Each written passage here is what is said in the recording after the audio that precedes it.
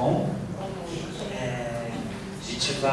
A Gisele hoje muito gentilmente trouxe esse materialzinho aqui, que é do Centro de Cidadania LGBT da Zona Sul da cidade de São Paulo. Você me corrige se eu falar alguma coisa errada, tá? É o atendimento psicológico, jurídico e social especializado para a população LGBT. E aí ele tem tanto o endereço do centro, quanto algumas informações importantes para acolhimento e outros centros também, tá bom? Então a gente vai passar aqui para vocês, ela trouxe muito gentilmente, a gente vai passar para vocês terem, tá bom? A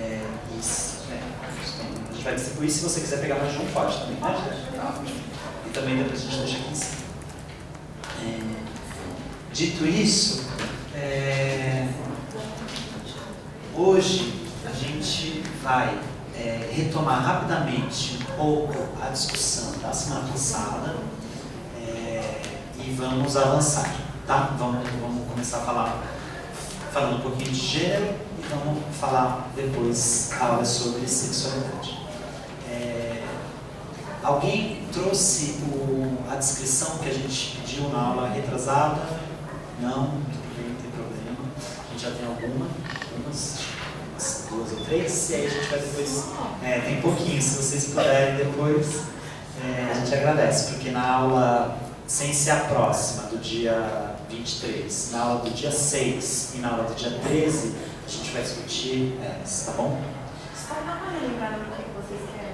A gente quer que uma descrição de uma situação que você já experimentou, pode ser em sala de aula, como pode não ser, em que você entenda que esses marcadores estão presentes, que esses sistemas de classificação estão afetando aquela situação. Então, uma situação que você olha e fala, bom, existem algumas questões de gênero, de sexualidade, de raça, de geração, de classe que estão aí. Não precisa ser todos, entendeu? Mas alguma situação que você...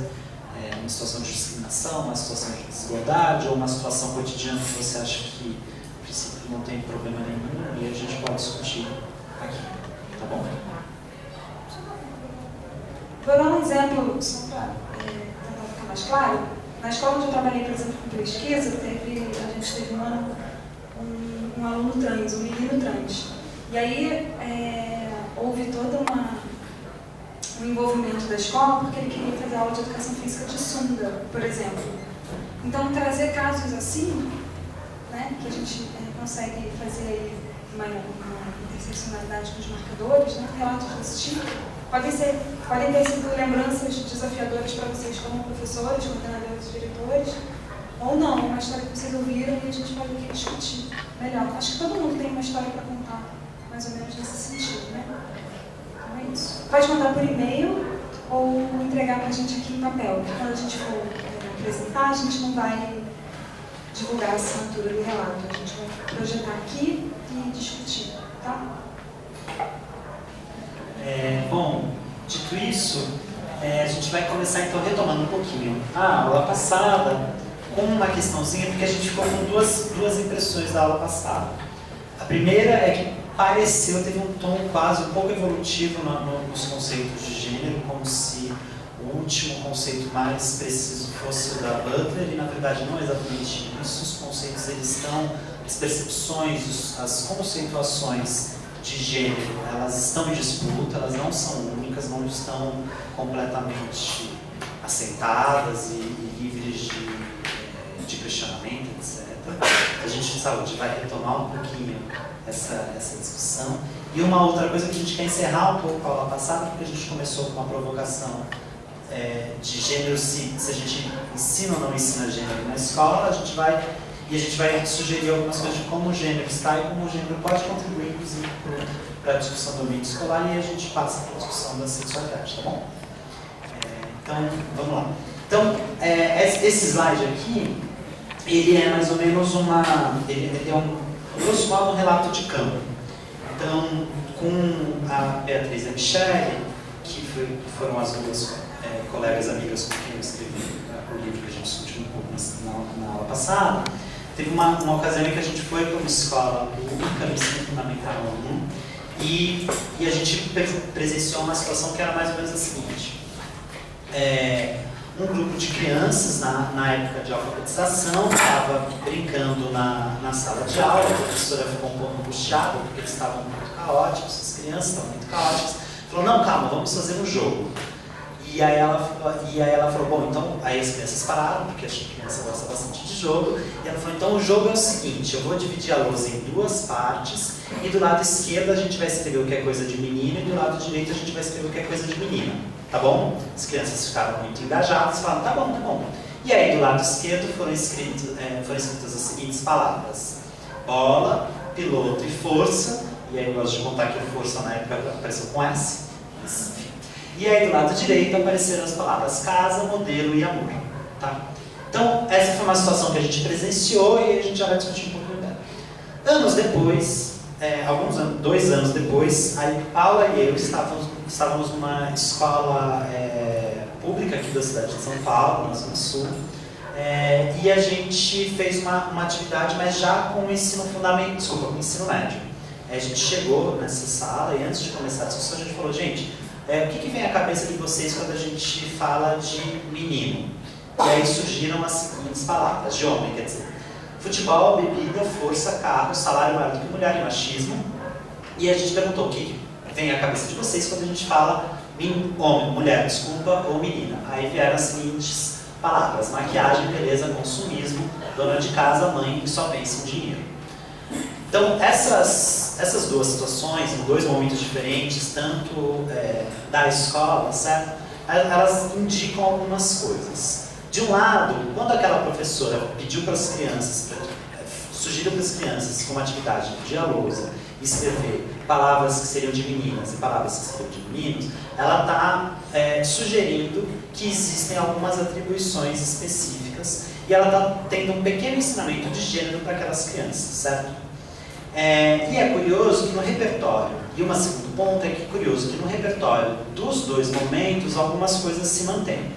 Então, bola aparece no ensino fundamental 1 e depois pode retornar como futebol no ensino médio. Piloto aparece no fundamental 1 e depois retorna aqui como carro. E força é uma palavra que aparece nos 2 momentos. Quando a gente está falando de casa, depois ele vai aparecer como dona de casa, no ensino médio, modelo vai aparecer como maquiagem e beleza, e o amor aparece, a gente pode pensar que está associado a uma figura aqui da mãe. Curiosamente, a gente não fez essa atividade somente uma vez, a gente fez essa atividade algumas vezes. Nenhuma das vezes apareceu a palavra pai. E aí, isso a gente fez em escolas públicas e escolas privadas, sempre no ensino médio no caso. O que a gente acha curioso e 100% das vezes aparece a palavra mãe. O que a gente achou curioso é que imaginário de masculinidade e que imaginário de pai que está passando por essas crianças, certo? E esses adolescentes. Então, quando a gente pergunta se gênero se ensina na escola, na verdade é para pensar um pouco que tipo de ensinamento de gênero a gente está ensinando, certo? Que tipos de normatividade de gênero, que tipos de lógicas de masculinidade e de feminilidade estão sendo ensinadas dentro do ambiente escolar. Muito menos entender que gênero não se ensina na escola, que escola é um espaço neutro, a gente entende que gênero já está sendo ensinado, a questão é qual, como. E aí, a gente tem algumas sugestões de como a gente pode pensar gênero dentro do ambiente escolar. Então, uma das contribuições que uma discussão de gênero pode oferecer dentro do ambiente escolar é, primeiro, discutir a imagem da escola dentro da própria sociedade. Na semana passada, um dos textos que a gente indicou era da Jill Hanger, que chama Escolas Mistas, Escolas Mistas, Escolas Normais, a Coeducação e a Feminização do Magistério no século XIX. Infelizmente, a gente não teve tempo de avançar nele, mas a gente sugere bastante esse texto, porque é um texto que indica como, ao longo do século XIX, no final do século XIX, melhor dizendo, e na primeira metade do século XX, houve um processo de feminização da escola. O que significa isso? Se até meados do século XIX, a maior parte das pessoas que estavam dando aula e a maior parte das pessoas que estavam tendo aula no ambiente escolar eram homens, eram meninos. Teve um movimento bastante peculiar no final do século XIX, em que as mulheres passaram a ser convocadas para dar aula. Nesse mesmo momento em que as mulheres passaram a ser convocadas para dar aula, o que aconteceu com os salários? Caíram. E uma coisa que é importante pontuar, a gente não vai dizer que esse é o único fator relacionado à imagem da escola que a gente tem hoje. Tem muitos e muitos fatores que estão associados ao como a gente entende o ambiente escolar, certo? O que significa escola hoje. Mas um dos fatores que a gente sugere para pensar o que significa escola hoje tem a ver com a perda de prestígio da escola pode estar associada ao fato de que a escola foi se feminilizando.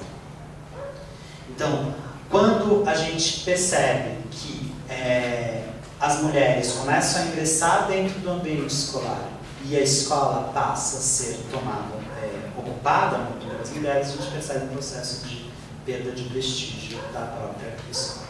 Tá? Mais uma vez, não é um fator, mas a gente pode pensar que seja um dos fatores envolvidos. Quando o B fala em perda de prestígio, existe toda uma discussão que gira em torno das moralidades sobre isso. Quando as mulheres passam a entrar na escola, porque tem mais cuidados com criança, porque se relacionam melhor com os jovens ou com adolescentes, e é interessante, esse texto da Julie Hanner é muito interessante, porque traz até uma mulher podia dar aula para escolas mistas, ou seja, para turmas de meninas e meninos, mas um homem não poderia dar aula no início para turmas mistas. Os homens só estavam autorizados a dar aula para meninos, né? E aí essa figura da mãe, que vem tanto como aquela do cuidado, como aquela que vai resguardar a honra da família, né? Então a mãe é aquela que ensina, a mulher é aquela que transfere valores para os filhos e para as crianças. Esse imaginário em torno da maternidade, da mulher como mãe, da mulher como aquela que trabalha com o infantil e com a criança, foi tomando conta da escola, né? E aí, com isso, os homens começaram a ganhar outros espaços e as mulheres foram para a escola com salários mais baixos, né? E muda também um pouco do repertório de valores envolvidos nisso. Mas é interessante notar que, dessa época até hoje, é um pouco comum que nas funções de direção, no sentido dos servidores públicos, dos gestores públicos, a maioria ainda é de homens, né? Então, ministros da educação, secretários da educação, a gente ainda tem aí um corpo dirigente de educação majoritariamente masculino, né? Os tomadores de decisão. Então, eu acho esse texto muito interessante, a gente não conseguiu falar muito bem na aula passada, a gente não conseguiu nem entrar nele, mas está no Drive aí, quem quiser acessar, é interessante.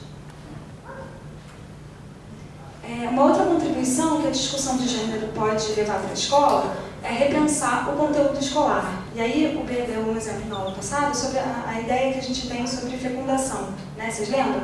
A ideia que a gente tem de que o espermatozoide ativo vai perfurar o óvulo passivo, de alguma maneira isso representa, isso é simbólico da noção que a gente tem das expressões de gênero na sociedade. Então, haveria aí alguma contribuição para as diferentes disciplinas sobre o entendimento de gênero.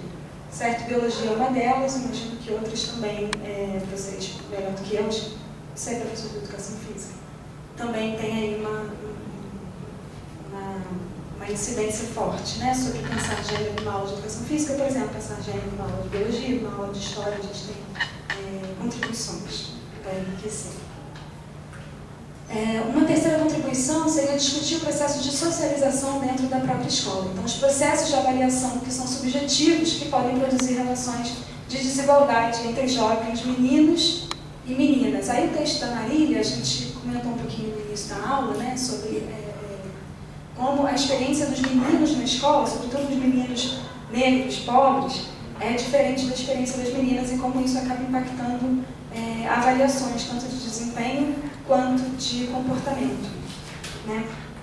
Então, essa é mais uma das contribuições que a gente pode indicar. Esse texto da Marília, os dois estão no Drive, então se vocês se interessarem, ela é professora da educação, estão lá.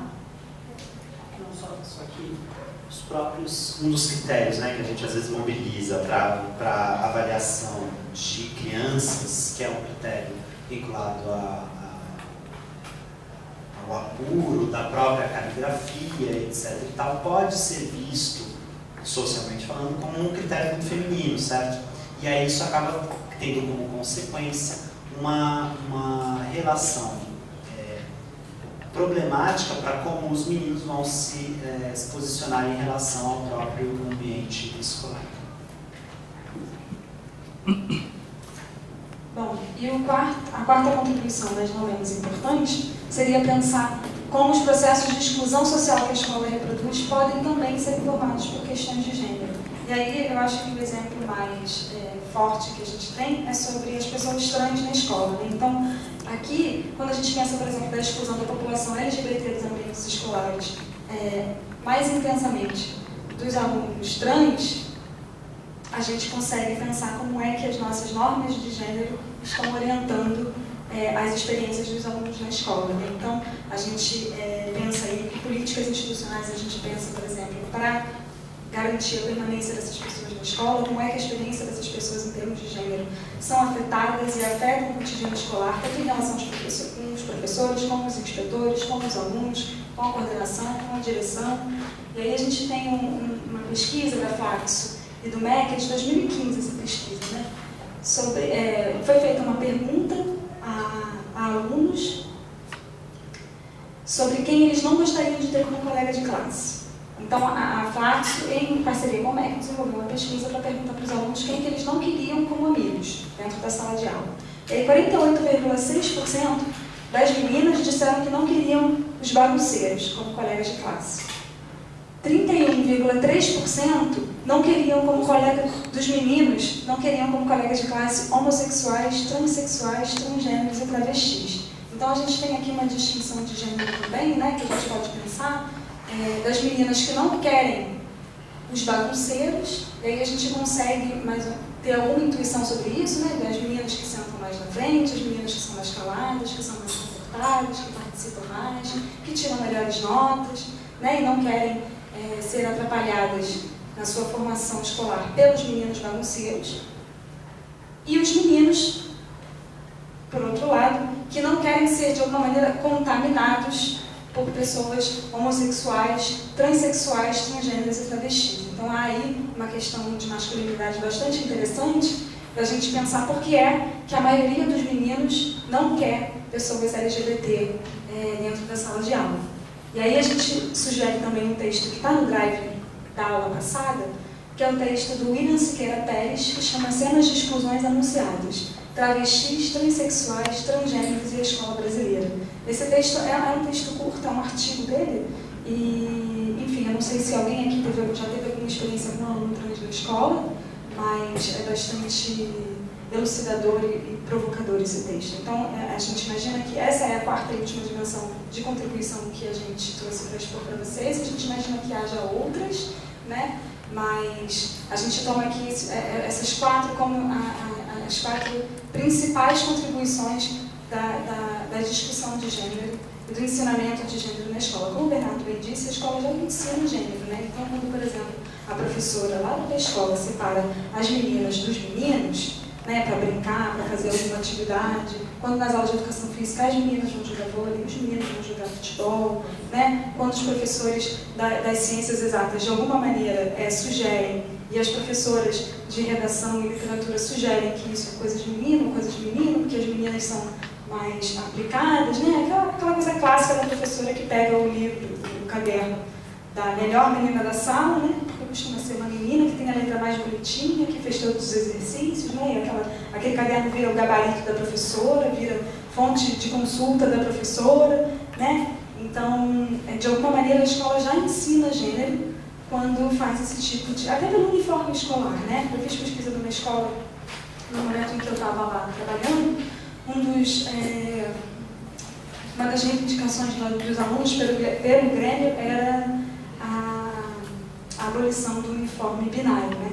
Então, quando a gente veste meninos de um jeito, meninas de outro jeito, isso eu vou repetir aqui na aula de educação física, porque isso fica muito mais evidente, né? Então, os meninos que tiram a camisa para jogar futebol, as meninas que precisam jogar vôlei de camisa, ou o short que é mais curto, o short que é mais longo, né? Então todas essas dinâmicas são, de alguma maneira, já reproduções de ensinamentos de gênero na escola. E a gente faz isso sem grandes reflexões, né? Até porque está no código de conduta, é assim porque é assim, tem que ser assim.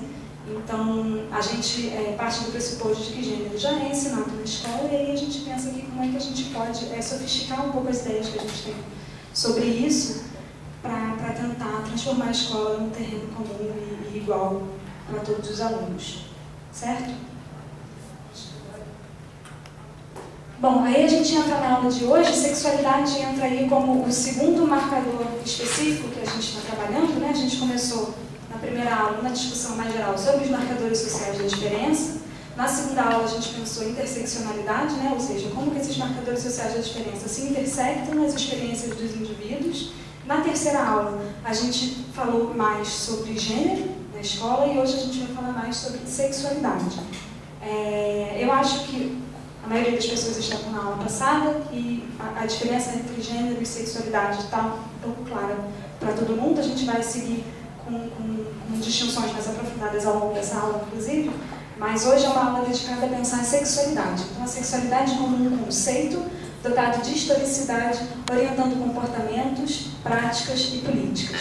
Quando a gente fala que sexualidade, assim como gênero, são conceitos dotados de historicidade, a gente está querendo dizer que nem sempre esses conceitos foram tomados da mesma maneira, nem sempre, nem em todos os lugares do mundo, certo? Então, o que se entende por sexualidade hoje é diferente do que se entendia por sexualidade no século XIX, que é diferente de como essa categoria sexualidade, mesmo ainda não formulada, atravessava a maneira como as pessoas se relacionavam, né? Então, as relações em termos de sexualidade vão mudando ao longo do tempo e vão mudando ao longo do espaço, certo?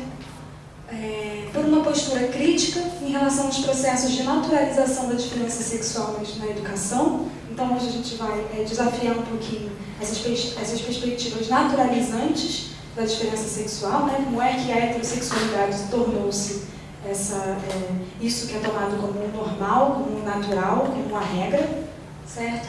E aí, indo além de uma atitude apenas tolerante, aí tolerante entre aspas, contribuindo para a formação de uma geração que entenda o caráter vital das diferenças sexuais, aí para a gente falar sobre direitos e sobre igualdade na escola. E por fim, para a gente pensar um pouquinho das dimensões políticas da sexualidade, identificar, descrever, explicar e denunciar para combater injustiças e opressões na direção dos direitos sexuais. Então, esses são os nortes, os eixos centrais da aula de hoje. A gente vai pensar sexualidade, vai pensar como esse conceito foi formulado, a gente vai pensar como esse conceito interfere na prática docente, nas relações na escola, e a gente vai pensar, por fim, como essa ideia de sexualidade foi se tornando uma categoria mobilizada pela turma de direitos humanos no sentido dos direitos sexuais, certo? Estatuto dos textos. A gente traz 3 textos hoje, 3 textos principais. O primeiro é da Gayle Rubin. A Gayle Rubin a gente viu um pouquinho na aula passada, foi aquela autora que fez a distinção do sexo e gênero, não sei se vocês lembram. Esse é um texto de 1984, é um artigo barra manifesto, né? Ele tem, pela linguagem, a gente tem aí uma carga bastante forte de militância dessa teórica, que é uma teórica feminista. Então, é um artigo barra manifesto muito mobilizado pelos pesquisadores. Então, esse é um texto que a gente entende como um texto clássico, né, Bê? Para quem está começando a pensar gênero e sexualidade, é um texto quase obrigatório, né? E é um texto que se propõe a oferecer uma teoria radical do sexo, capaz de identificar, descrever, explicitar e denunciar a injustiça erótica e a opressão sexual. Um outro texto que a gente traz é o texto do Rogério Diniz Junqueira, de 2009, esse sim um artigo científico, por assim dizer, em que ele vai traçar as estratégias discursivas diante de propostas para promover o reconhecimento da diversidade sexual nas escolas. Então, é quando a gente traz a sexualidade para dentro da escola e a gente pensa o que a gente está fazendo com isso, que estratégia de atuação a gente está mobilizando para envolver os alunos no cotidiano escolar. E aí, por fim, a gente termina com o texto do Sérgio Carrara, de 2015, um artigo científico. O Sérgio é professor da UERJ, em que ele vai traçar a emergência da noção de direitos sexuais e a linguagem dos direitos humanos para a agenda de reivindicações relativas à sexualidade. E aqui é amparado muito por Michel Foucault, uma proposta que Foucault vai desenvolver na história da sexualidade. Ele volta lá na genealogia do dispositivo de sexualidade, como diria Foucault, para propor uma configuração de um novo regime de sexualidade. Então ele vai se amparar no regime secular de sexualidade, aquele descrito por Foucault nos volumes da história da sexualidade, para propor aí a gente pensar a experiência hoje de um novo regime da sexualidade, como é que o dispositivo da sexualidade foi se transformando ao longo do tempo no Ocidente, certo? Então, a Gay Rubin, ela nasceu em 1949, é uma antropóloga, e ela que foi responsável, como a gente viu na aula passada, por introduzir o conceito de gênero no debate antropológico especificamente, tá? Ela escreveu esse texto pensando sexo, notas para uma teoria radical das políticas da sexualidade em 84, num contexto bastante específico, em que em 1982 foi feita uma reunião em Nova York, num local chamado Barnard College, que era tipo uma universidade, e esse encontro tinha como meta reunir feministas que apoiavam e tomavam como objeto de reflexão as alternativas sexuais que defendem o prazer dos parceiros, incluindo práticas que estavam sob o alvo de outras feministas, as feministas tidas na época como feministas radicais. Tá? Então esse texto ele é formulado um pouco nesse cenário. E aí a meta da Gay Rubin é repensar justamente o que se entende por sexo. Então, se anteriormente, né, no texto em que ela discute a noção de gênero, que é um texto de 76, ela vai falar no Tráfico de Mulheres, em que ela fala da distinção entre gênero e sexo, e ela foca para repensar a noção de gênero. Aqui ela vai se voltar para a dimensão do sexo, mas vai pensar especificamente sobre sexualidade. Então ela não vai assumir, ela está falando sobre sexo, mas ela está pensando em sexo em termos de sexualidade, portanto em termos de desejo, em termos de relação. Então, como a sexualidade é uma relação de práticas entre sujeitos. E aí ela vai falar que o sexo é sempre político. Toda discussão em torno das dimensões da sexualidade, em termos das dimensões sobre o que se pensa por sexo, sobre práticas sexuais, é política. Só que, e ela fala, há períodos em que a discussão sobre a sexualidade, em que a discussão sobre o sexo são mais vigorosas, são nitidamente contestadas e excessivamente politizadas. Em que a gente negocia e renegocia o que deve ser, o que não deve ser erotizado, o que deve ser, o que não deve ser sexualizado, o que significa sexualidade, o que não significa sexualidade, por aí vai.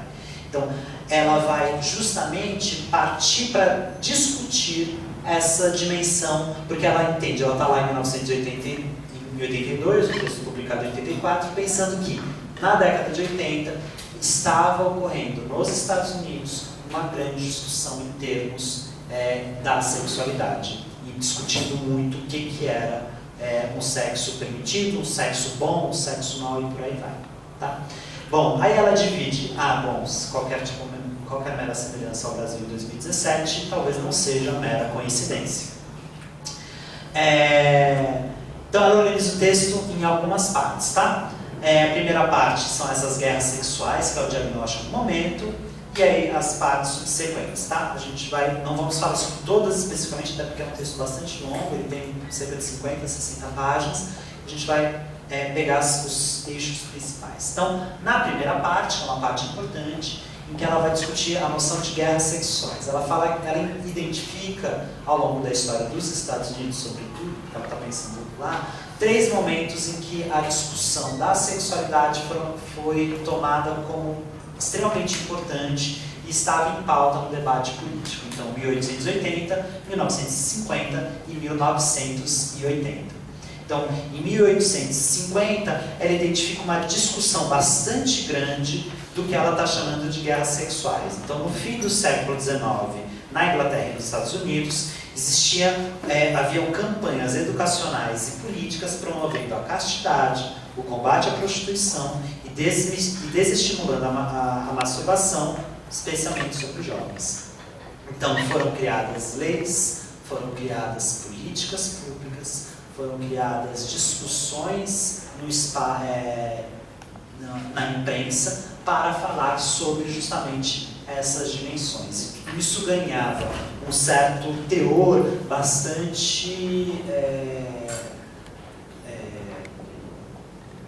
virulento do ponto de vista das reações envolvidas. Então, a primeira lei, por exemplo, anti-obscenidade dos Estados Unidos é da década de 1873, se chama Decreto Comstock, em homenagem ao Anthony Comstock, que era um ativista anti-pornografia, fundador da Sociedade Nova-Iorquina da Supressão do Vício, chamava-se assim a comunidade, né, a sociedade.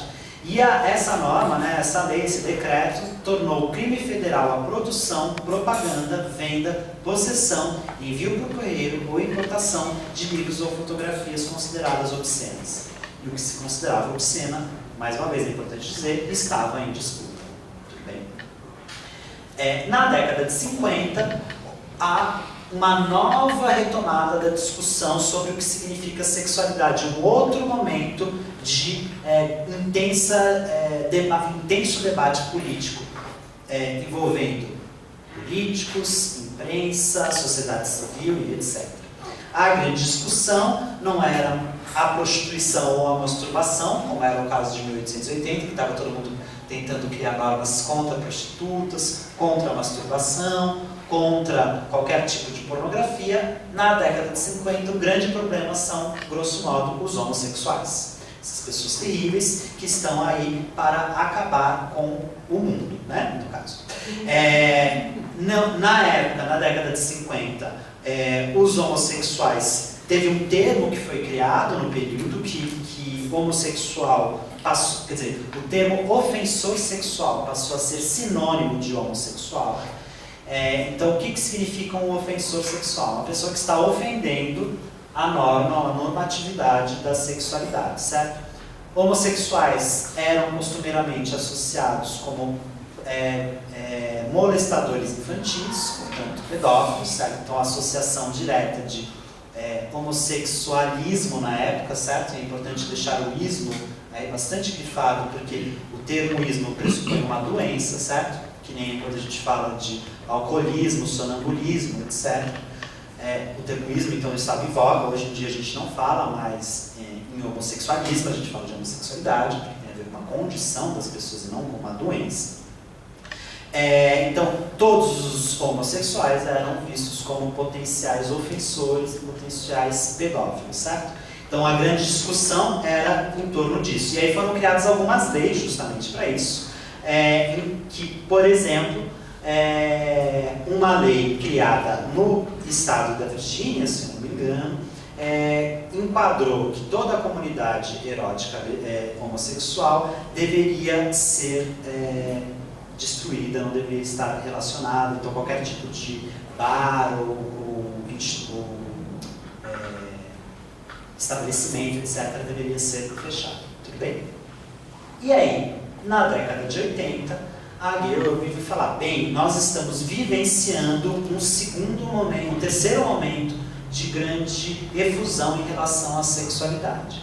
A gente não está mais falando necessariamente de prostituição e masturbação, embora isso ainda esteja em pauta. A gente não está falando somente de homossexuais, embora isso esteja em pauta, mas a gente está falando de tudo isso junto. Então, na década de 80, a grande discussão tem a ver com toda a discussão em torno da homossexualidade, da prostituição e da obscenidade. Então, por exemplo, no município da Flórida, num município chamado Dade, foi revogado as leis de direitos a pessoas homossexuais, utilizando como lema a discussão, como lema era "Salve nossas crianças", sugerindo que todas as pessoas homossexuais poderiam recrutar crianças para práticas sexuais, certo? Enfim, então a Gay vai entender que existia existiram nos Estados Unidos esses 3 momentos de grande discussão, de grande reverberação das práticas da sexualidade. Tá?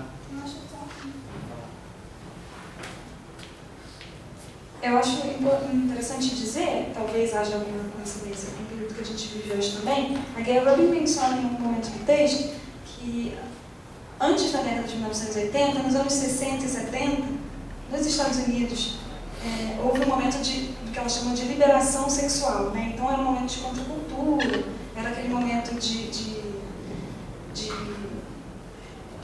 euforia, né, em relação às práticas sexuais e um certo desmantelamento aí dessas expressões de gênero que vinham aparecendo. Então, pós-contexto de 1960 e 1970, de contracultura e liberação sexual, digamos assim, a gente percebe, ou a Gay Rubin percebe e descreve nesse texto, a partir de 1980, um processo como eu vou dizer, uma certa... Oi? Um recrudescimento desse processo, né? Então, a partir de 1980, depois desse período aí que ela convencionou de liberação sexual, a gente percebe aí um encrudescimento da parcela neoconservadora, como ela chama isso, essa palavra da Gay Rubin, neoconservadora, ou ideologia de direita, que vem aí, de alguma maneira, tentar cercear essas expressões, né? E aí, nesse momento no Brasil, 1980, 1990, começa aí um debate sobre a epidemia de AIDS, e aí a gente também entra um pouco nesse regime. Depois a gente começa a falar sobre direitos sexuais, e agora a gente está vivendo mais um regime de encrudescimento dessas expressões, certo? Então eu achei isso interessante, porque tem aqui um momento anterior a 1980, de liberação, né? E aí o medo e o perigo dessas expressões foram se materializar nas investidas neoconservadoras, palavras de Gay Rubin, da direita, certo?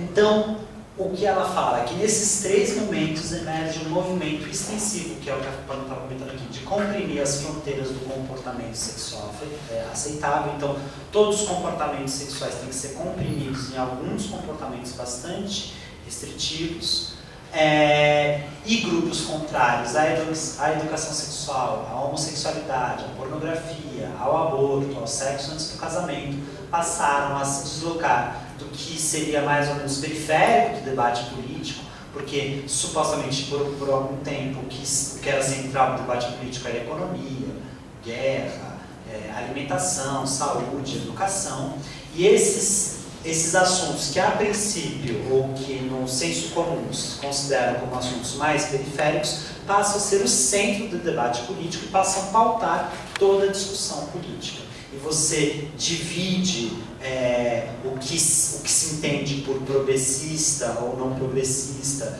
por assuntos que competem ao Estado, a partir da discussão destes assuntos, e, portanto, a partir da discussão da sexualidade em si. Mais uma vez, algumas comparações e paralelos com o país talvez não sejam mera coincidência.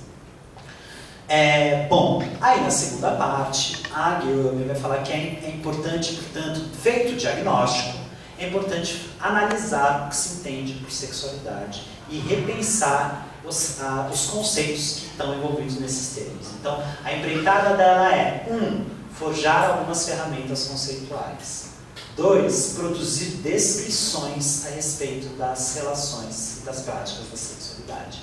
E 3. Elaborar uma linguagem que permita a gente falar e vocalizar sobre este assunto. Tá? Então, essas são as 3 dimensões que ela procura dar conta no texto. Tá? Então, para avançar, é preciso questionar algumas características persistentes do pensamento sobre o sexo. Tá? Então, para fazer isso, é preciso questionar algumas coisas que a gente costuma fazer na nossa reflexão. E ela vai falar que existem 6 características da nossa sociedade que reiteradamente a gente evoca quando a gente vai falar de sexo. Tá? Essencialismo sexual, a negatividade sexual, a falácia da escala mal posicionada, até uns termos um pouco tipo nebulosa, que ela está falando. A valorização hierárquica dos atos sexuais, a teoria dominó e a falta do conceito de variação sexual benigna. Muito bem, então a gente vai entender agora o que significa cada um desses termos. Então, primeiro, o que é uma das características que a gente costuma ter quando a gente vai falar de sexo? A noção de essencialismo sexual. Então, o suposto de que sexo é uma força natural, que existe anteriormente à vida e que molda as instituições. Em nossa sociedade, o sexo é assumido como eternamente imutável, asocial e transitório, certo? Ou seja, que é comum e igual ao longo de toda a história da nossa sociedade. Assume-se que o sexo é uma propriedade dos indivíduos, que é inerente aos hormônios ou à psique, portanto, à dimensão psicológica, e que a sexualidade não tem história e tampouco tem determinantes sexuais. Só que ela vai falar truco. Veja, quando a gente fala, por exemplo, do termo exclusivamente homossexualidade, ele não é um termo que é transhistórico, universal, que todas as sociedades e toda a história repensou nesses termos. Se o termo homossexualidade não é transhistórico, portanto, o que significa ser homossexual também não é transhistórico. E outras sociedades, em diferentes contextos, sequer nomeiam práticas que nós entendemos como homossexuais como práticas homossexuais. Então, uma prática, ela pode ter diversos significados, não um só. Então, no caso, o termo homossexualidade só foi cunhado em 1869 por um sexólogo chamado Beckett e passou a ser corrente na Inglaterra na década de 1890, com a publicação do Havelock Ellis, no artigo Sexual Inversion. Então, foi nesse período que os termos como homossexual, invertido e Uranian, que era mais ou menos o sinônimo de gay, passaram a ser utilizados. Tudo bem? Muito bem. Outra falácia, outra característica que a gente tem quando a gente vai falar de sexualidade. Oi? Claro, pode falar. No tópico anterior, isso é uma crítica que os teólogos da teologia queer fazem, que algumas versões atuais, contemporâneas da Bíblia, elas trazem o nome homossexual. Por exemplo, na tradução. Então, por exemplo, você tem textos que sei lá, passou de efeminado para homossexual, enfim, a homossexualidade é pecado. E a grande crítica é uma crítica vernácula, falando, mas não existia homossexual na Grécia, quando foi escrito em grego.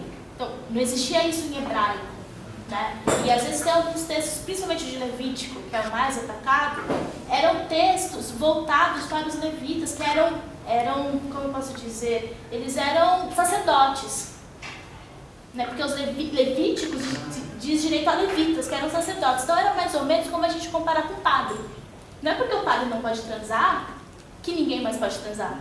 Então não é porque o levita talvez, assim, aí tem que ter um estudo aprofundado, porque eu não sou uma hermeneuta do Velho Testamento, mas porque o levita não podia ser homossexual, que a homossexualidade toda, a gente não tem esse dado histórico, e justamente porque as pessoas não querem estudar esse tema, que é um tema tabu, e outra porque a gente não tem. Então é uma questão vernácula também. Como que eu posso fazer uma tradução da Bíblia hoje, colocando que a homossexualidade é pecado, se não existia essa palavra?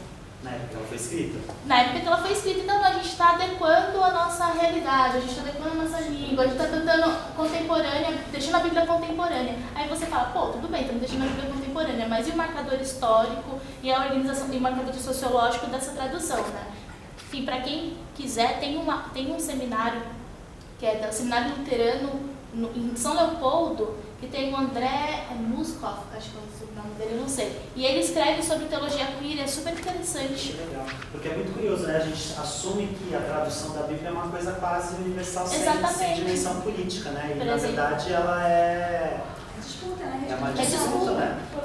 A masculinização de Deus, ela se dá quando os Quakers, né? Os ingleses traduzem a Bíblia para o inglês, então você dá grandemente a masculinização de Deus, que no hebraico, o Espírito Santo de Deus era chamado de Ruá, que é uma palavra feminina no hebraico. Então, a masculinização de Deus, da maneira como a gente conhece o Deus macho, que é o Deus hétero, ele é uma coisa que vem aí no final do século XVIII, começo do século XIX, junto com os Quakers, que eram super conservadores, aquela coisa de mulher tem que ficar em casa, tem que ter filho. Então, assim, você tem um movimento da masculinização de Deus muito junto com um movimento muito machista na Inglaterra, né? Aí depois, a nossa tradução da Bíblia do Brasil, ela sai da Inglaterra, vai para os Estados Unidos, e dos Estados Unidos ela é traduzida por português. Então, assim, a gente tem poucas traduções para o português diretamente do grego e do hebraico, porque a Sociedade Brasileira Bíblica, ela traduz tudo do inglês, ou do alemão também, ou do latim também, porque o latim também é uma língua muito masculinizada, então não existiam palavras femininas para palavras que eram femininas no hebraico. Não existiam palavras neutras no latim. Então, assim, só para marcar essa questão da homossexualidade, que tem uma teologia queer, quando eu falei, as pessoas não acreditam, mas existe uma teologia queer pensando a tradução da Bíblia. Super legal, porque é curioso que, do que você está falando, que é mais ou menos, não sei, né, agora estou dialogando com você, mas que é século XIX, um momento em que as coisas, em que essas políticas sobre a sexualidade, elas estão modificando e talvez elas estejam influenciando e sendo influenciadas pela própria tradução do texto bíblico. Sim. Muito interessante. Depois eu vou procurar o nome dele. Se você depois puder mandar pelo grupo, pelo e-mail para todo mundo, para circular, acho que é super bacana. Você ia falar alguma coisa? Qual é o seu nome? Não, é que agora ela falou isso do grego, e fiquei pensando, né? Porque eu sei que Mas pega o nome dele. Que o grego tem a negativa, aliás, para se referir, na verdade, aos homossexuais, né, em grego, no original, é usado o sufixo ativo e o sufixo passivo. E isso foi muito associado à ideia de o ativo é o cara mais velho e o passivo é o cara mais novo. Porque mesmo a homossexualidade na Grécia Antiga, ela é muito rígida, né? Sempre tem que ter essa diferença de idade e era tida também de um pedagógico. Aí, eu achei interessante como que essa ideia da língua, da própria estrutura linguística, de ter esse sufixo ativo e esse sufixo passivo, era ser referido também a essas pessoas, que era considerado.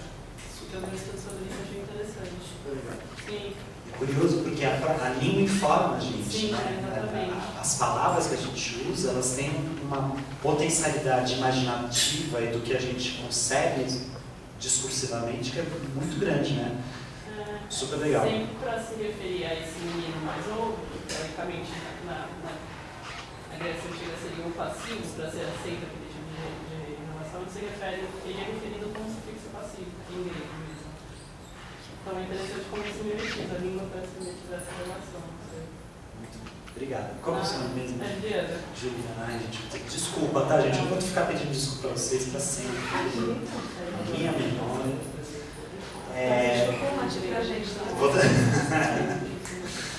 Muito bem, aí o segundo ponto que a Rubin coloca, que é um ponto que a gente costuma reiteradamente assumir quando a gente está falando sobre sexualidade, é a negatividade sexual. Então, o suposto de que na nossa sociedade, sexo é algo perigoso, é algo destrutivo, é uma força, portanto, negativa. Que você tem que ter, no mínimo, tomar cuidado com ela, sabe? Então, tem uma dimensão de tomar cuidado com a dimensão da sexualidade que é fundamental.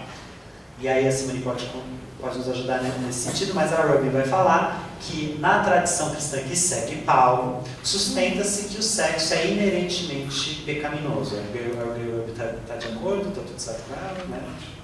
Eu acho que não Paulo, porque quem vai deixar o sexo mais pecaminoso é Agostinho, no século IV.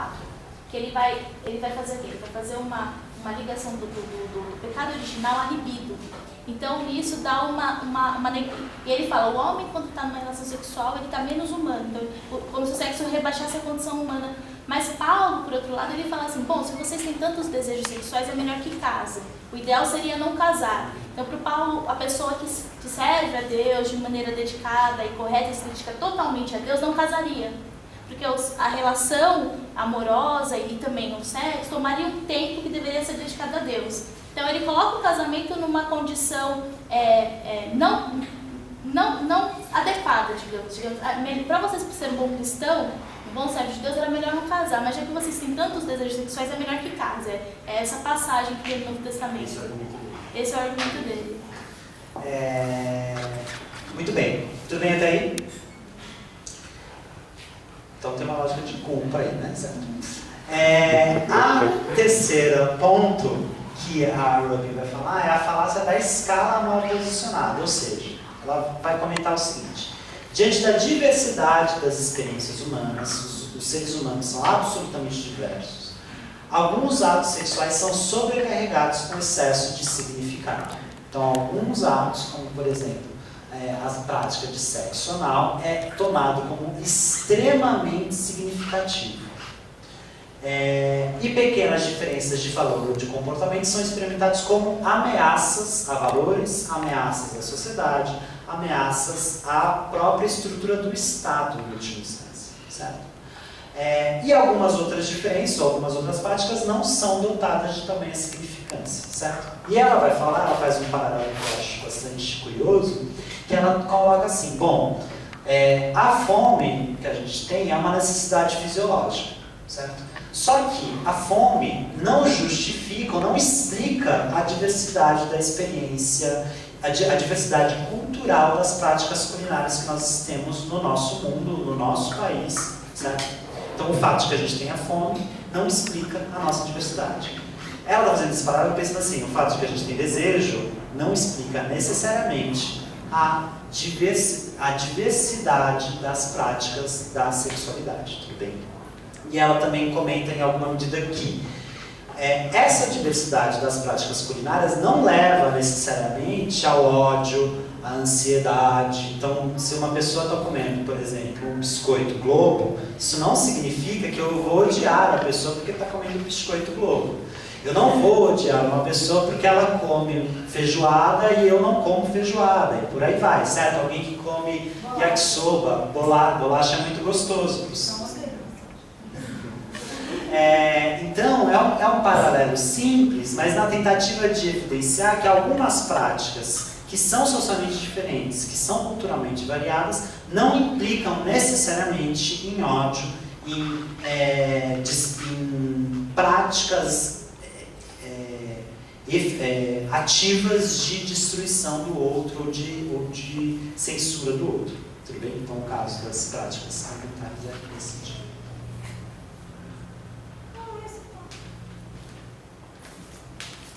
Essa coisa da fome e da sexualidade, assim, a gente pensar como sexualidade na nossa sociedade é um vetor de opressão, né? Mobilizado para oprimir, para reproduzir estruturas de desigualdade. E aí o Bernardo falou, e a Simone brilhantemente complementou, sobre a questão da homossexualidade e do homossexual na Bíblia, né? Daquilo que a nossa língua é capaz de dar conta, né? Então a gente entendendo a língua como um organismo vivo, né? Como a gente nomeia aquilo que a gente vê, né? Aquilo que a gente tem aparato para enxergar. Então, se homossexualidade naquele momento histórico não era nomeado, não era percebido, não era preciso dar conta dessa dimensão, assim como a gente não tem nome para todas as coisas que existem no mundo, né? A partir do momento que a gente nomeia, essa coisa da língua portuguesa, esse há outras línguas que tem, se não há outras línguas que tem, a palavra saudade dá conta de uma experiência subjetiva, né, dos falantes da língua portuguesa.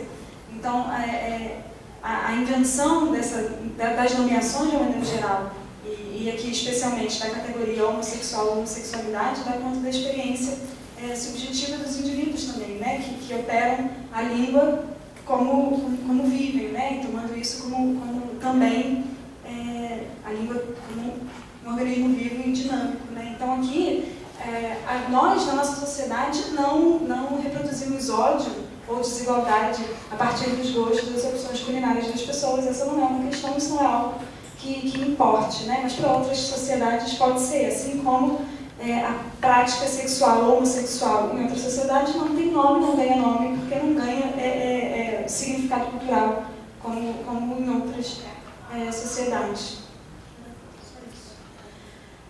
Bom, uma quarta dimensão que a Gabi vai dar conta aqui no texto é a valoração hierárquica dos atos sexuais. Então, haveria aí uma hierarquia escalonar de práticas sexuais mais valorizadas e outras menos valorizadas. E aí a gente pode entender esses atos sexuais tanto inter-orientações sexuais como intra-orientações sexuais. Então, há atos sexuais, há performances sexuais entre casais heterossexuais que são também hierarquizadas, né? O Bernardo falou, por exemplo, sobre o sexo anal. O sexo anal entre homem e mulher, o sexo anal entre dois homens, né? Então, os atos sexuais, não só há uma hierarquia entre os atos sexuais em relação à sexualidade, né, dos parceiros, como há uma hierarquia dos atos sexuais entre entre sexos, entre relação sexual entre pessoas do mesmo sexo, entre relação sexual entre pessoas do sexo oposto, né? E aí muito por um julgamento que a gente faz do que é passivo, do que é ativo, do que é sujo, do que é tabu, do que não é, né? Então, aí essa questão hierárquica que vem também em termos de incesto, de pedofilia, todas essas hierarquias que a gente vai, hierarquias de valor sobre atos sexuais que vai aparecendo. Esse quadro é muito interessante. Você gosta desse quadro, né?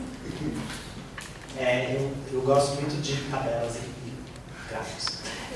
A Ruby, então, ela elaborou esse gráfico, essa figura, na verdade, que discute um pouco a hierarquia do sexo, certo? Então, teria um círculo encantado, que ela chama de círculo encantado, que é o círculo interior, mais próximo do centro, e o círculo dos exteriores, o resto os limites exteriores das práticas da sexualidade. Então, quanto mais você se aproxima do centro, mais sujeitos são recompensados. Então, eles têm saúde mental, são respeitados, estão dentro da legalidade, têm uma mobilidade social mais tranquila, portanto, podem transitar sem serem importunados pelos ambientes públicos, tem o suporte institucional, então tem acesso à educação e, sobretudo, acesso à saúde, e tem benefícios materiais, porque ninguém vai importunar as suas vidas. Então, um sexo que acontece em casa é muito mais prestigioso do que um sexo que acontece fora do ambiente doméstico, especialmente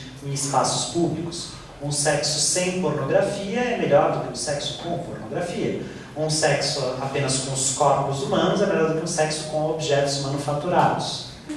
Um sexo baunilha, ou seja, que é o sexo tipo tranquilo, é muito melhor do que um sexo sadomasoquista. Um sexo heterossexual é melhor do que um sexo homossexual. Um sexo dentro de uma relação casada, certo?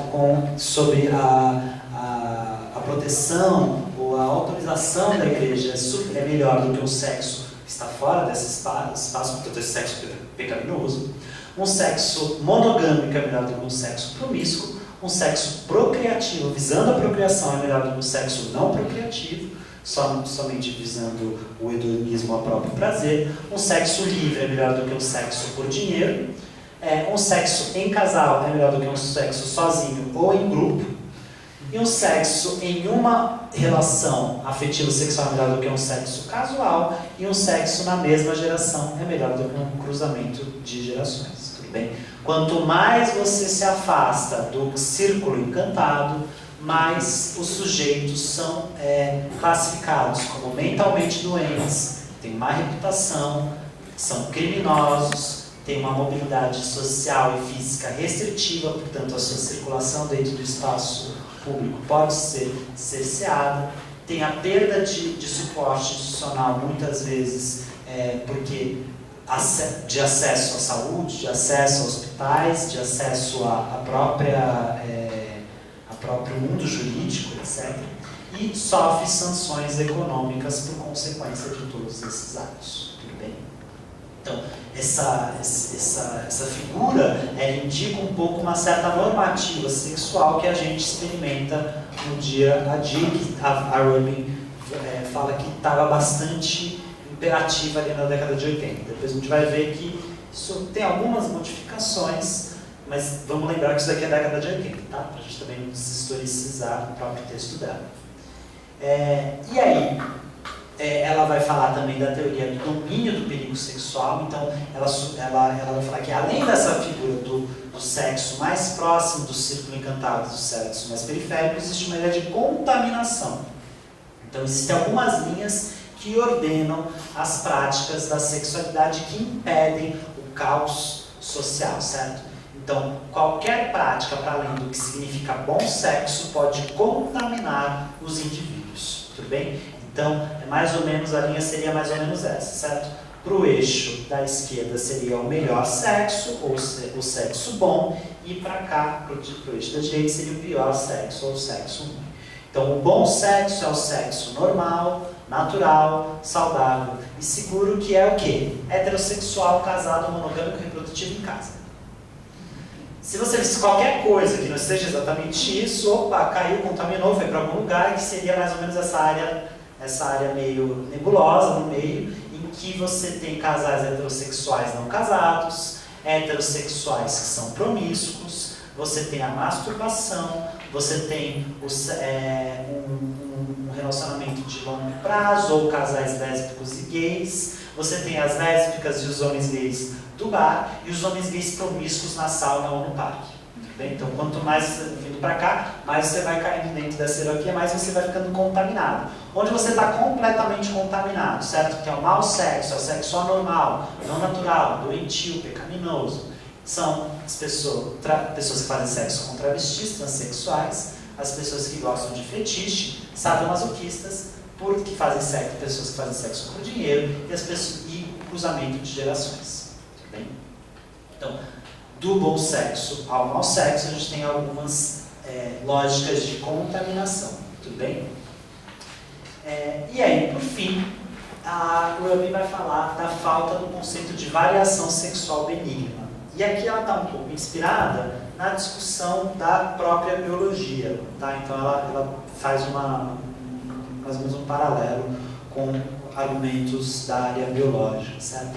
Porque dentro da disciplina biologia, quanto mais variação genética, mais variação intraespécie você tem, melhor para a própria sobrevivência daquela espécie. E a Goebel faz uma associação dizendo que a variabilidade é uma propriedade fundamental dos seres vivos, certo? Desde organismos biológicos até formações complexas sociais, no caso. Entretanto, ela fala que existe um suposto de que a sexualidade deve acomodar um único padrão. Então, a maioria das pessoas tem dificuldade em compreender que aquilo que fazem sexualmente pode ser repulsivo para alguém e que alguma coisa que os repele sexualmente é o mais alto tesouro de prazer para alguém em algum outro lugar. Então, ela está reivindicando a possibilidade dos sujeitos terem uma variabilidade das experiências da sexualidade.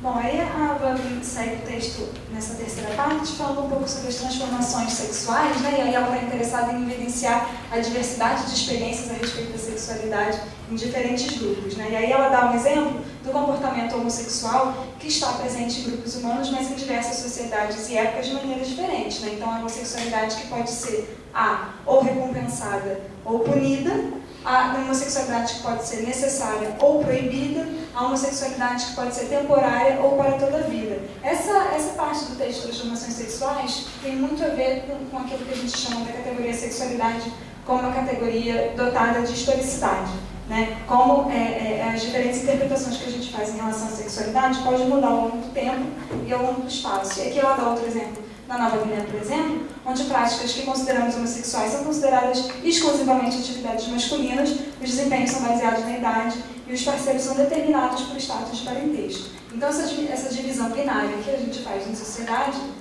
na nossa sociedade, não é universal, né? Aí ela dá alguns exemplos da antropologia, né, de algumas etnografias para dar conta dessa variedade da diferença sexual, que nesse caso aparece aí como benigna, né? Bom, aí na quarta parte ela vai falar um pouquinho sobre a estratificação do sexo, né, a legislação sexual como um instrumento mais rígido da estratificação sexual e da perseguição erótica.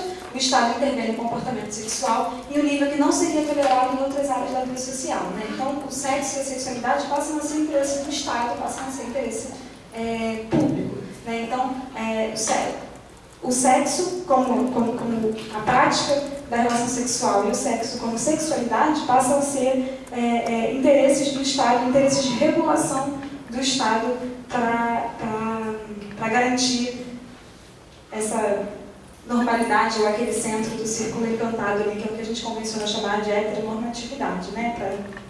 Para que não seja posto em perigo ou em ameaça. E aí a legislação sexual é notoriamente fácil de ser aprovada, uma vez que legisladores são avessos a serem compassíveis com o vício, né? E aí todo aquele desvio, aquele plano que é muito inspirado nas formulações do Foucault, né? Aquele plano do vício, do desvio, da normal, do doente, do perverso, né? Então tudo isso que por meio de regulações até do Estado, por interesse público, são preservadas.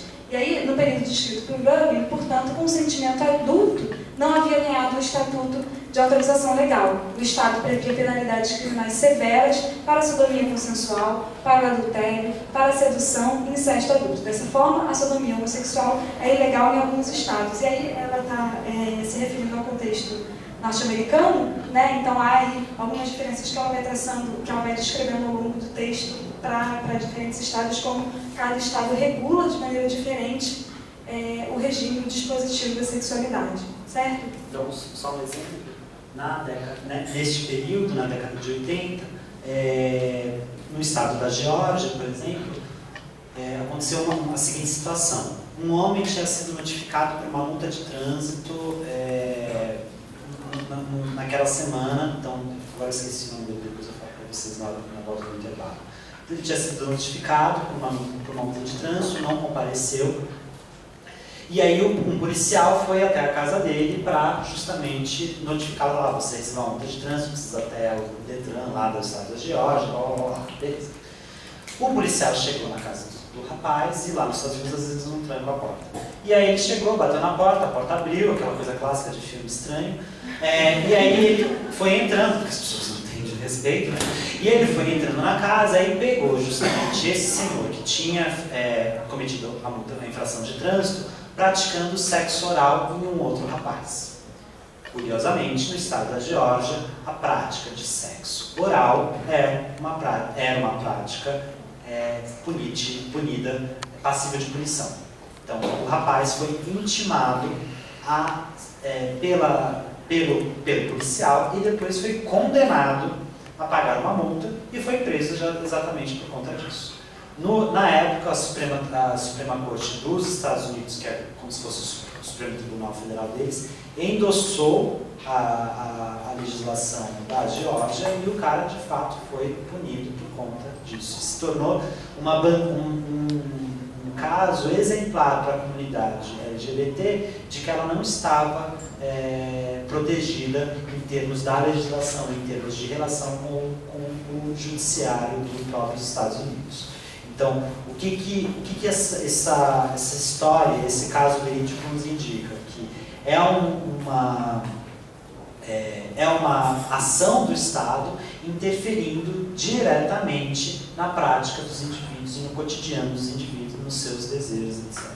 Fazendo um paralelo, tal como o paralelo que ela fez, é como se um dia você estivesse comendo feijoada e o Estado entrasse e falasse, não, você não pode comer feijoada, está preso, vai ter que pagar fiança, etc. Tem a ver com uma dimensão de uma particularidade dos sujeitos que o Estado está, de fato, interferindo e agindo diretamente no cotidiano dos sujeitos. Bem. É interessante, só um parênteses, o pessoal do direito eu acho que está aí, mas também é interessante dizer que esses operadores de regulação não aparecem do nada, né? Não é assim uma coisa tão de cima para baixo, eu inventei que agora vamos amarrar os jovens nas suas camas para que eles não se masturbem, né? Claro que há aí uma composição mútua dessas transformações regulatórias no sentido sociojurídico, né? Então, se houve em determinado estado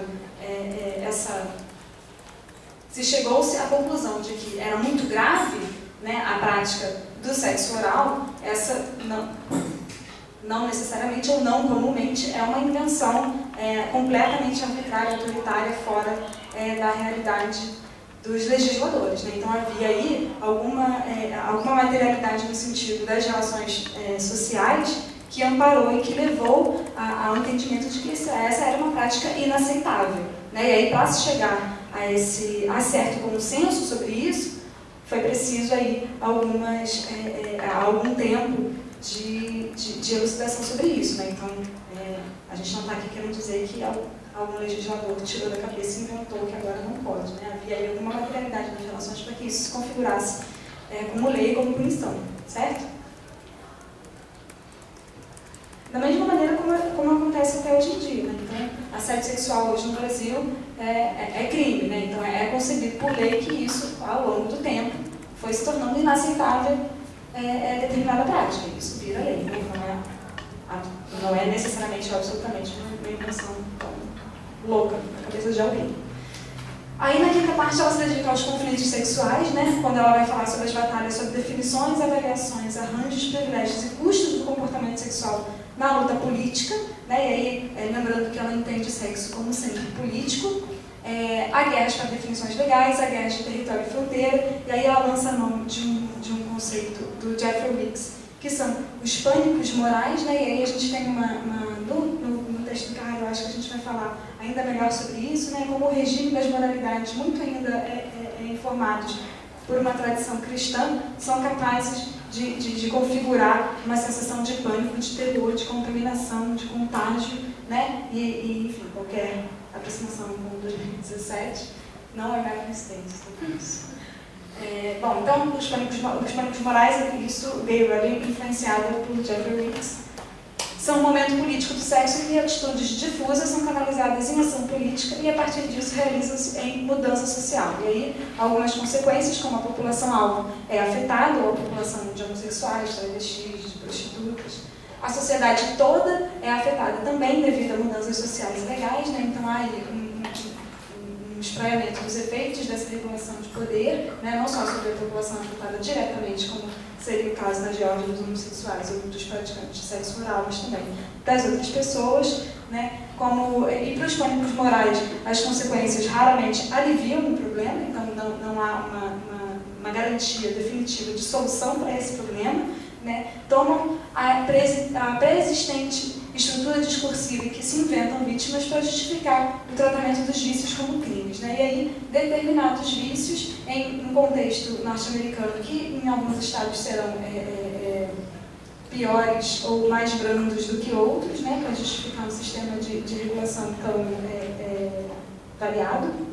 E aí a gente sugeriu alguns exemplos atuais sobre esses pânicos morais, né? Então, a ideologia de gênero, e aqui muito entre aspas, né, isso que se chama ideologia de gênero, a gente pode entender como um pânico moral também, assim como a ditadura gay, a cura gay, o pânico em relação à existência ou à visibilidade das pessoas trans, né? Então esses são alguns dos pânicos morais que a gente percebe hoje também, se a gente for pensar, num contexto pós-liberação sexual, mas aí mais do ponto de vista dos direitos do que exatamente das práticas, né? Então, é claro que uma coisa vai sempre acompanhar a outra, mas aí a gente vive hoje um certo pânico dessas questões que emergiram do debate público do ponto de vista dos direitos para a regulação da sexualidade, certo? Só um comentário.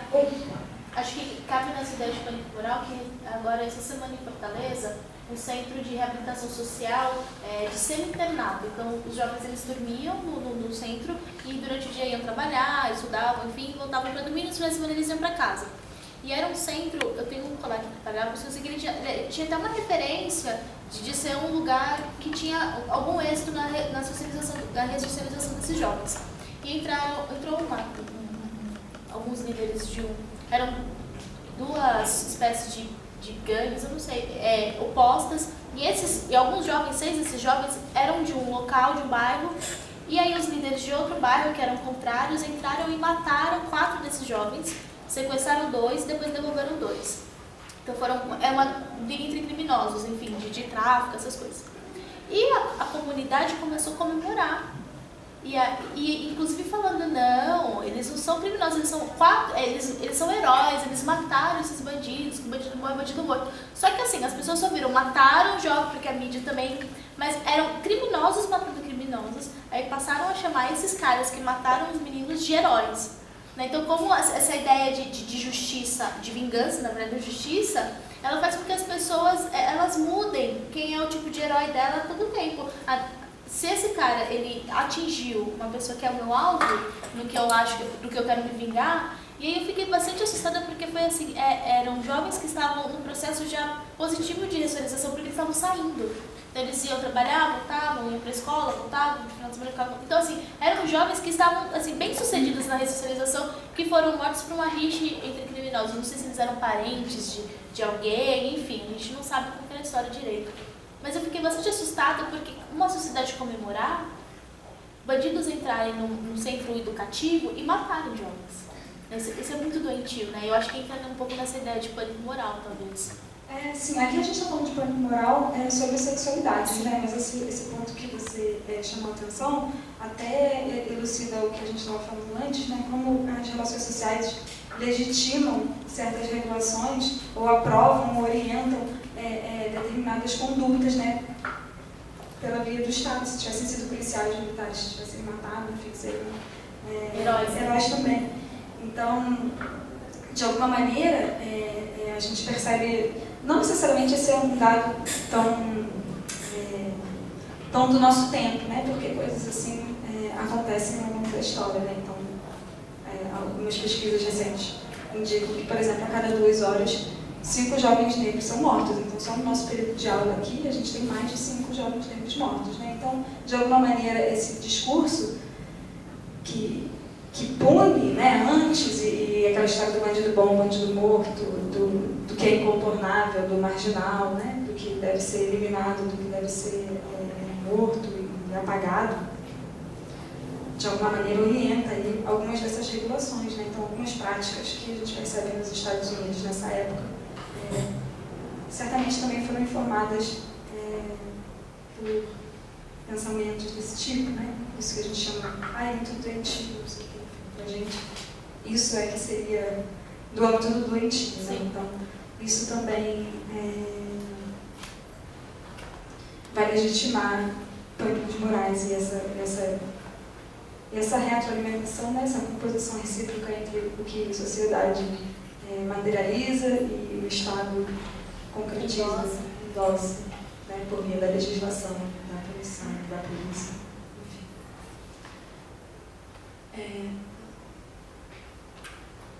Bom, então a gente tem aqui como conclusão, como a gente já mencionou antes, a sexualidade é política, né? E aí a Gay Rubin, já desde aquele texto que a gente conheceu, faz a separação sexo-gênero, e aqui, como o B falou, ela está entendendo sexo como a gente entende também sexualidade, né? A gente tem um momento aí que isso vai ficar mais claro, mas enfim, tentando entender aqui a separação de sexualidade e gênero, como a gente entendeu na aula passada, sexo e gênero. Então, sexualidade não pode estar subordinada ao gênero, é preciso separar analiticamente para refletir com precisão sobre a organização social da sexualidade. Então, ela faz uma defesa aí da sexualidade como um marcador, como um operador na vida social.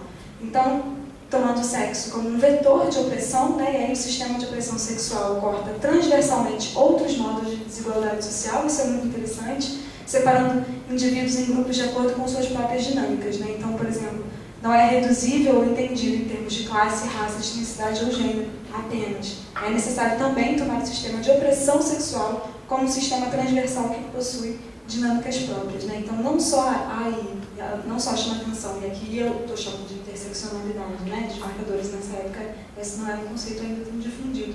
Não só a interseccionalidade entre os marcadores, como a sexualidade opera como vetor de opressão em articulação com outros marcadores, certo? Então, se uma mulher negra, pobre, lésbica, vai viver o vetor da opressão sexual de maneira diferente de um homem com classe média, rico, gay, cis, enfim. E também, não só a dimensão da sexualidade como marcador social que se intersecta com outros, mas também como um operador da vida social que tem dinâmicas próprias e que deve ser descrito, analisado, identificado, certo? E aí ela cumpre um pouco o propósito dela, que foi explicitado no início do texto, que é a necessidade de descrever o que significa as estruturas da sexualidade, né, que ela está identificando, como a nossa sociedade qualifica a sexualidade, e criar mecanismos analíticos capazes de refletir sobre a sexualidade, certo? Então é mais ou menos por aí que ela vai constituir a sua organização, e é importante frisar bastante isso, ou seja, que essas normativas em torno da sexualidade, elas não são redutíveis às dimensões de classe, às dimensões de raça e, sobretudo, às dimensões de gênero, certo? Porque muitas vezes, por muito tempo, ela está definindo aqui, por muito tempo se colou a dimensão da sexualidade à dimensão de gênero como se elas fossem sinônimo. E ela vai justamente defender a necessidade de separar isso para refletir especificamente sobre quais são as dimensões das políticas da sexualidade, das práticas da sexualidade, que informam os sujeitos e que informam a nossa sociedade. Tudo bem? Essa colagem, né, sexo e gênero, também não é tão improvável assim quando a gente pensa que ainda hoje a gente organiza sexo e gênero de maneira binária, né? E esses binarismos de gênero, esses binarismos vão orientando uma certa coerência entre as coisas, né? Então, não havia ainda essa elucidação que a gente tem entre diferenciar mulher heterossexual, homem heterossexual. Essa era uma linha direta, né? Essa era uma coerência esperada, universal para todas as pessoas. Então, automática, né? Falar em homens heterossexual era a única verdade possível, né? Então, colar sexo e gênero era óbvio, né? E depois, para pensar analiticamente, houve esse descolamento dessas duas categorias para que a gente possa identificar, descrever e analisar cada uma, tanto separadamente quanto em intersecção, né? E aí a gente vai fazer uma sugestão aqui de possibilidade de interpretação, pensando na Gerland e pensando um pouco também na Judith Butler. Então, isso aqui é uma sugestão, tá, gente? Todo modelo, como a gente está tentando explicar, tem as suas limitações e não dá conta da realidade. A realidade é muito mais diversa e muito mais interessante do que qualquer modelo de análise. Mas os modelos ajudam um pouquinho. Então, pensando um pouco nos termos das autoras, esse sistema sexo-gênero poderia ser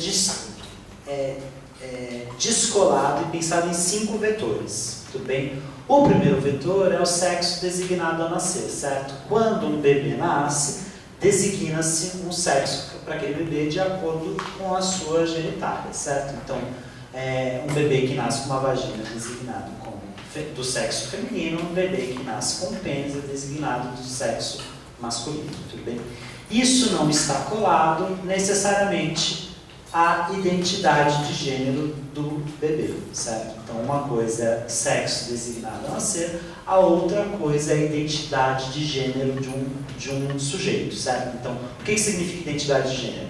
A forma como um sujeito internamente se sente. Então, por muito tempo, existia o suposto de coerência direta e automática entre um bebê que nasce com pênis necessariamente se identificaria, o suposto, né, de que ele necessariamente se identificaria como homem. E um bebê que nasce com uma vagina necessariamente se identificaria como mulher. Muito bem. Essa coerência ou essa coerência automática não está assegurada, não é de fato uma realidade, porque há sujeitos que nascem com uma vagina, mas que se identificam como homem, certo? Isso é um homem trans, certo? E uma pessoa que nasce com um pênis, mas que se identifica como mulher, seria uma mulher trans. Uma pessoa que nasce com um pênis e que se identifica como homem é um homem cis, e uma pessoa que nasce com uma vagina e que se identifica como mulher é uma mulher cis, tudo bem? Ali não faltou a identidade trans? Sim, é que a gente, nesse suposto, a gente está falando que a identidade de gênero está associada ao suposto de identidade trans e cis. Tudo bem. Pode falar se quiser. Não, se não concordar, pode falar, que a gente quer escutar também. Não, tá.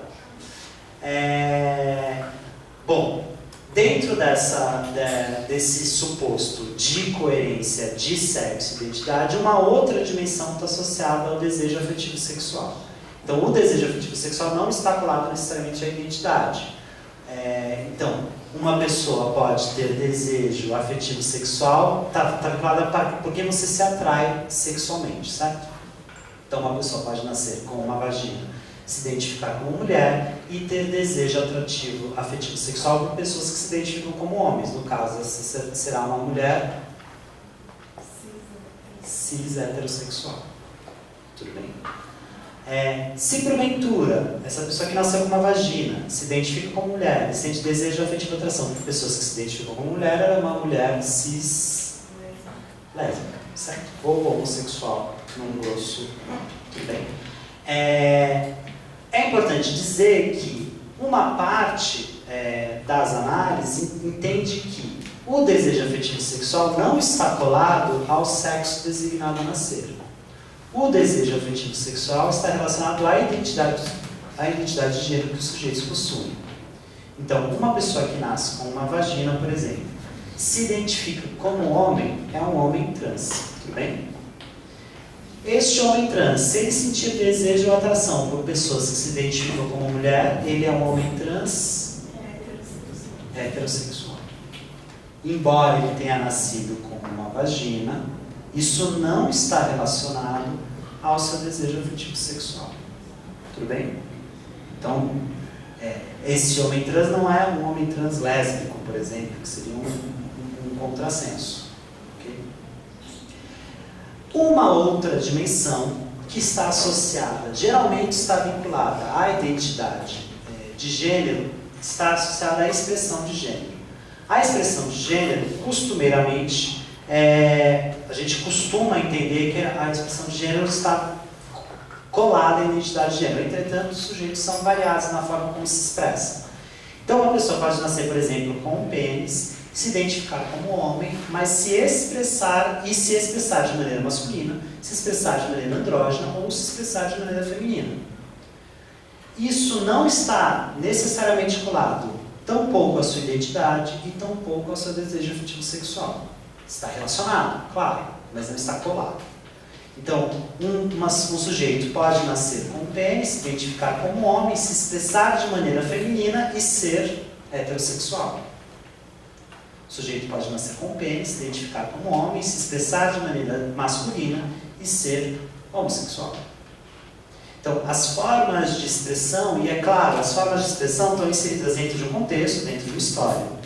E a gente identifica elas mais ou menos numa lógica um pouco binária. Então, algumas coisas são entendidas como mais masculinas e algumas coisas são entendidas como mais femininas, tudo bem? Então, por exemplo, embora o cabelo curto e o cabelo longo não sejam mais, por muito tempo já foram, mas não sejam mais necessariamente colados a uma dimensão de expressão de gênero. Ter cabelo curto é necessariamente masculino, ter cabelo comprido é necessariamente feminino, isso caiu há um tempo atrás, certo? Mas por muito tempo você tinha uma associação direta a esse tipo de cabelo. E embora hoje em dia a gente saiba que existem cortes de cabelo curto, que são cortes de cabelo mais femininos, e cortes de cabelo longo, que são cortes de cabelo menos masculinos ou mais femininos. Então existem formas de cortar o cabelo, é que nem calça. Existem calças, todo mundo hoje em dia usa calça, certo? Existem calças com cortes, com tecidos, com formas que são entendidos como masculinos. Existem calças cujo corte, tecido e formato são mais tidos como mais femininos. Tudo bem?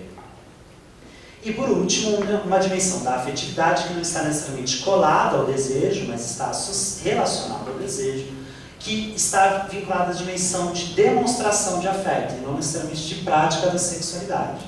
Então, uma pessoa pode nascer, por exemplo, com uma vagina, se identificar como uma mulher, e se isso acontece socialmente, se supõe, se ensina que essa pessoa possa ser biafetiva, ou seja, que possa demonstrar o seu carinho, o seu afeto a pessoas que se identificam como mulher ou pessoas que se identificam como homem. Essa lógica da biafetividade, ela é bastante curiosa quando a gente está falando, por exemplo, de ensino médio. Toda vez não, né? Mas muitas vezes quando a gente está falando um pouco disso no ensino médio, é muito comum que esteja acontecendo naquele momento duas meninas passando a mão na cabeça, uma no cabelo da outra, pintando a unha, fazendo massagem, etc. Aí a gente fala, bom, isso significa necessariamente que essas meninas têm desejo de afetivo sexual em relação umas às outras, ou elas podem demonstrar o seu afeto, tanto para meninas quanto para meninos. Por outro lado, é muito raro você ver dentro do ensino médio meninos demonstrando, passando a mão no cabelo, na cabeça um do outro, fazendo massagem, etc. Então, pessoas que nascem com o pênis se identificam como homem geralmente são ensinados para serem heteroafetivos, então demonstrar o seu carinho e o seu afeto para pessoas que se identificam como mulher. Ou, se forem demonstrar o seu carinho e o seu afeto para pessoas que se identificam como homem, são algumas pessoas, como pais ou familiares, ou se for demonstrar para amigos, tem uma metodologia de demonstração de afeto que vai um pouco para uma lógica um pouco de agressividade. Quando você bate nas costas do rapaz e fala: "Ei, amigão!" Então tem uma lógica de demonstração de afeto um pouco diferente de alguns padrões de demonstração de afeto que são entendidos como mais femininos. Mais uma vez, isso daqui é uma simplificação, a experiência dos sujeitos é muito mais variada do que isso, mas é para a gente entender que as coisas não estão coladas, porque por muito tempo a gente supôs que tudo isso estivesse aglutinado e colado numa única expressão. Que, portanto, nascer com pênis significa ser homem, significa ser heterossexual, significa se expressar de maneira masculina e significa ser heteroafetivo. É o que a gente chama, grosso modo, dentro de uma teoria de heteronormatividade. Que é o suposto de que ser heterossexual é, grosso modo, uma certa normativa que envolve essa colagem, esse pressuposto direto de todas essas associações. Eu não tinha visto essa separação do desejo afetivo e sexual da afetividade. A gente tentou constituir um pouco isso porque, né, uma coisa é com quem você pratica de fato, né, o sexo, outra coisa é as outras relações que a gente estabelece. Né? Então é uma tentativa de discutir, de separar um pouquinho mais. O ano passado eu fiz uma formação pela Secretaria Municipal de Educação e foi muito bacana a gente perceber, né, que nessa formação eu tive acesso a isso, eu não sabia, mas tem-se que 10% das pessoas estão naquele intersexo. E esse intersexo tem inúmeras combinações inclusive as pessoas alegam como o biológico, como uma patente de referência binária, que está muito longe disso, né? Então tem o caso dos cromossomos, daquela combinação XY, que é absurdamente, né, super machos, super fêmeas, e eu não lembro de cabeça, mas são combinações assim que fogem do XY e do XX. Tem a localização das gônadas, então tem pessoas com duas gônadas, a pessoa nasceu com um ovário e um testículo, mesmo do órgão sexual, né? Enfim, é muito longe dessa naturalização biológica e binária que a gente... E o mais absurdo, assim, que eu fiquei mais chocado é que de 10% de pessoas que têm essas características, é muito comum que na hora do nascimento o médico faça cirurgias corretivas e muitas vezes sem autorização, sem consulta de ninguém da família, né? Qual que é o seu nome mesmo? Pedro. Pedro, muito legal a tua colocação. Então, de fato, existe uma porcentagem considerável de pessoas que nascem intersexo. O intersexo pode variar desde da ordem cromossômica quanto da ordem, e geralmente as duas coisas são associadas, né? Mas da ordem fisiológica, dos aparelhos reprodutivos, do órgão sexual. Então, vaginas, clitóris que parecem às vezes, no que a nossa lógica binária, né? Que apareceria um P, é um pênis pequeno, é um clitóris grande, ou é um saco escrotal, ou é um lábio grande. Quer dizer, as discussões são nessa, né? São nesses teores. E existe uma expressão bastante comum, digamos assim, dentro do meio médico, que é mais ou menos o seguinte, né? Que é mais fácil cavar um buraco do que erguer um poste. Então, existe um suposto de que quando nasce um bebê, que é um bebê intersexo, é mais fácil fazer um processo de redesignação para aproximar do sexo feminino, certo? Às vezes sem autorização dos pais, às vezes com consentimento dos pais. E quando isso acontece, você tem um problema, uma porcentagem grande dessas pessoas que tem esse processo, fazem essa cirurgia de redesignação quando bebês, é que ao crescer elas não se identificam com aquele corpo, com o gênero que foi designado e com o corpo que possui, certo? E aí existe um grau alto de pessoas intersexo que cometem suicídio. E aí, então, recentemente, eu pelo menos recentemente fiquei sabendo de alguns movimentos de pessoas intersexo para falar sobre a situação, essa situação político, médica e de políticas de gênero e de sexualidade, né, sobretudo de gênero nesses termos. Porque esse processo ele acaba criando uma dimensão de... Porque há o suposto de que é preciso criar uma binariedade necessariamente. Que uma criança que seria intersexo não estaria adequada ao mundo social. Afinal de contas, qual estilosa você vai comprar? O rosa ou o azul? Outro que eu lembrei era a quantificação dos hormônios, né? Que também estão mulheres, de acordo lá com alguns referenciais, com uma produção de testosterona alta de acordo com esses padrões, enfim. Então, Os hormônios, às vezes, na maioria dos casos, isso, pelo que eu li, eu não sou nenhuma especialista no assunto, mas na maioria dos casos que eu tive conhecimento, a medição dos hormônios orienta essa designação médica. Né? Então, nasceu um bebê intersexo, você não sabe se é uma vagina ou se é um clitóris, mede os hormônios. Se a medição dos índices hormonais forem ambíguos, aí cai um pouco nessa arbitrariedade que, na maioria das vezes, pelo menos no Brasil, tem o consentimento dos pais.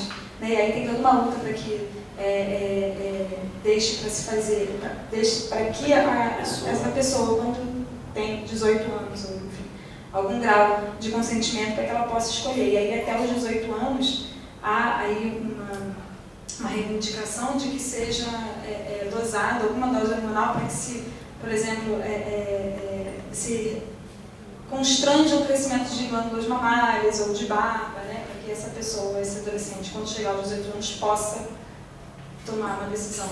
Né? Mas isso tudo, pelo menos no Brasil, ainda é super polêmico. Tem um filme do Dari, não sei se vocês já viram, chama XXY, que aí é um caso de cromossomo, de intersexualidade cromossomática. E é muito interessante esse filme, enfim, depois se vocês quiserem procurar, chama XXY, está no YouTube. Mas muito legal a população sobre intersexo. Realmente é mais comum do que a gente imagina, né? Provavelmente a gente já conheceu uma pessoa intersexo, não sabe.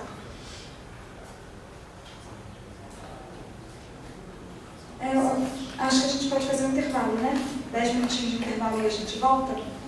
Alguém tem alguma dúvida? Porque aí antes de a gente fechar esse quadro. Alguém tem alguma dúvida? Que raro, geralmente, nessa parte da aula. Mas e se uma pessoa que nasce com isso aqui, não sei o que, mas ninguém tem nenhuma dúvida? Então a gente vai no intervalo, 10 minutinhos e a gente volta. Tá? Tá bom.